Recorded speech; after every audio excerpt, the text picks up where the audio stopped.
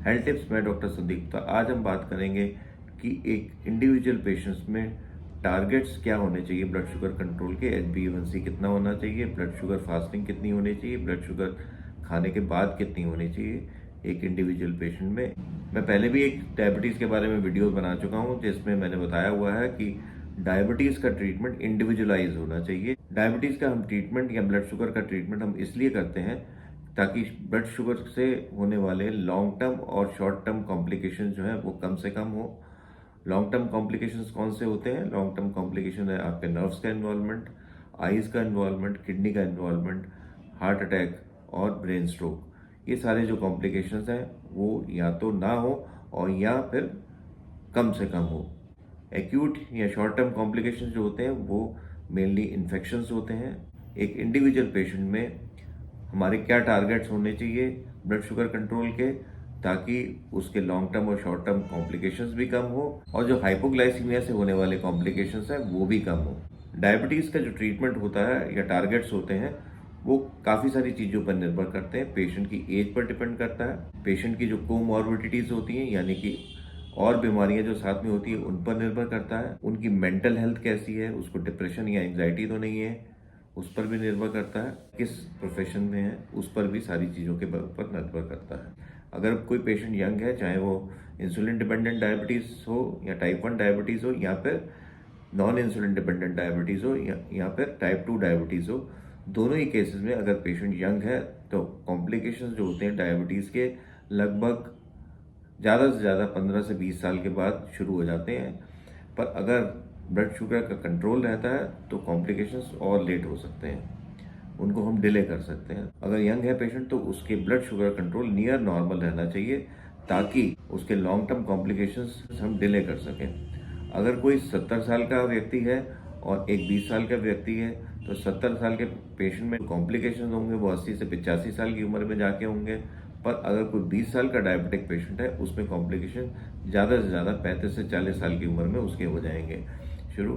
तो जितनी young age होती है उतना डायबिटीज़ का कंट्रोल टाइट होना चाहिए, उतने ही near normal blood sugar levels होने चाहिए। HbA1c बिल्कुल नियर नॉर्मल होना चाहिए, तभी उसमें कॉम्प्लिकेशंस आगे चल के कम से कम होंगे। और जितनी एज ज़्यादा होगी उसमें हाइपोग्लाइसीमिया यानी ब्लड शुगर लो से होने वाले कॉम्प्लिकेशंस बढ़ जाएंगे अगर हम ज़्यादा बढ़िया कंट्रोल करने की कोशिश करेंगे।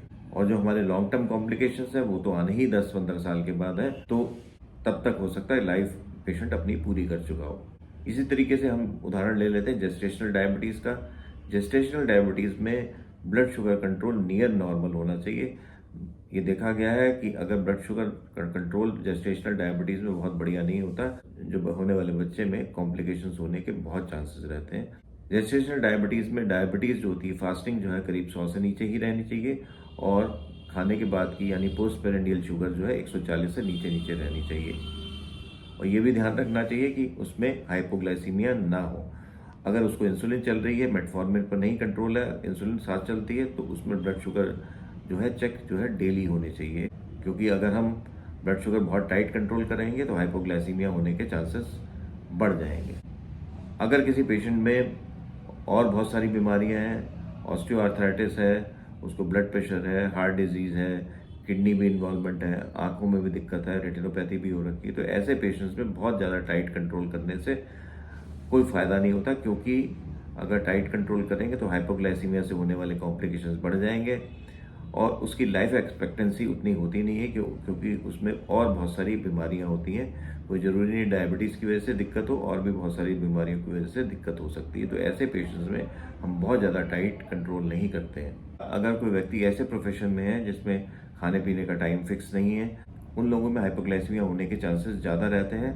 अगर हम इंसुलिन दें या ओरल सल्फोनाइल यूरियाज दें जो कि ब्लड शुगर को कम करती हैं, तो ऐसे लोगों में हम कोशिश ये करते हैं कि उनकी शुगर मेटफॉर्मिन, SGLT2 इनहिबिटर्स जैसे डापाग्लिफोजिन, पायोग्लिटाजोन्स और ग्लिप्टिन्स पर कंट्रोल रहे, क्योंकि ये दवाइयाँ ब्लड शुगर को कम नहीं करती हैं और हाइपोग्लाइसीमिया नहीं होता। पर अगर हम इंसुलिन दें या फिर ओरल सल्फोनाइल यूरियाज दें तो इनसे हाइपोग्लाइसीमिया हो सकता है। अगर हम ठीक टाइम पे खाना ना खाएं तो ऐसे लोगों में हाइपोग्लाइसीमिया हो सकती है। या तो ऐसे पेशेंट्स को हमें सल्फोनाइल यूरिया और इंसुलिन अवॉइड करनी चाहिए, पर अगर ज़रूरत ही हो तो फिर हमें बहुत ज़्यादा टाइट कंट्रोल नहीं करना चाहिए, क्योंकि टाइट कंट्रोल करेंगे तो फिर हाइपोग्लाइसीमिया होने के चांसेस ज़्यादा बढ़ जाएंगे और उसके कॉम्प्लिकेशंस हाइपोग्लाइसीमिया के भी बढ़ जाएंगे। तो कहने का तात्पर्य ये है कि हमें डायबिटीज़ के गोल क्या रखने हैं, ये डिपेंड इसी पर करेगा कि पेशेंट कौन है। अगर पेशेंट यंग है तो उसका HbA1c हम नियर नॉर्मल रखेंगे,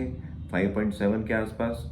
ब्लड शुगर 100 के आसपास रखेंगे फास्टिंग, और खाने के बाद की शुगर कम से कम 150 से नीचे नीचे रखेंगे। पर अगर कोई ओल्ड है पेशेंट 70 से 80 साल का, तो ऐसे पेशेंट्स का हमें बहुत ज़्यादा टाइट कंट्रोल करने की ज़रूरत नहीं है, क्योंकि उनके कॉम्प्लिकेशंस आने में भी समय लगेगा।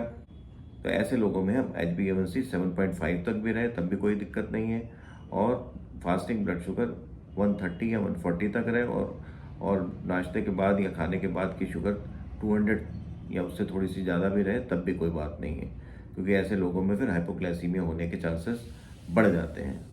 तो HbA1c 5.7 नॉर्मल होता है, और हम ये कोशिश करते हैं कि HbA1c 5.7 से 6.5 के बीच में रहे। अगर यंग पेशेंट है और जेस्टेशनल डायबिटीज़ का पेशेंट है तो हमें नियर नॉर्मल यानी कि HbA1c 5.7 तक रखना चाहिए, और ब्लड शुगर फास्टिंग 100 से नीचे और नाश्ते के बाद की शुगर 150 से नीचे नीचे रखनी चाहिए। तो कहने का तात्पर्य है कि हर इंडिविजुअल के ब्लड शुगर के टारगेट्स अलग होने चाहिए, और उसको उसी तरीके से ट्रीट करना चाहिए कि उसमें क्या समस्याएं हैं, प्रेगनेंसी है कि नहीं है, कितनी एज है, उसके साथ में और क्या क्या बीमारियां हैं, और वो किस माहौल में रह रहा है। तो इन सारी चीज़ों का ध्यान रखना चाहिए, उसकी IQ क्या है, इन सब चीज़ों का ध्यान रखते हुए हमें ब्लड शुगर के टारगेट्स फिक्स करने चाहिए एक इंडिविजुअल पेशेंट में, ना कि किताबी हिसाब से कि हमने HbA1c इतना रखना चाहिए, ब्लड शुगर इतनी रखनी चाहिए। आज बस इतना ही। मेरा वीडियो आपको कैसा लगा कमेंट सेक्शन में ज़रूर लिखिएगा। मेरे वीडियो को लाइक, शेयर और सब्सक्राइब जरूर करें। नमस्कार। Thank you for watching.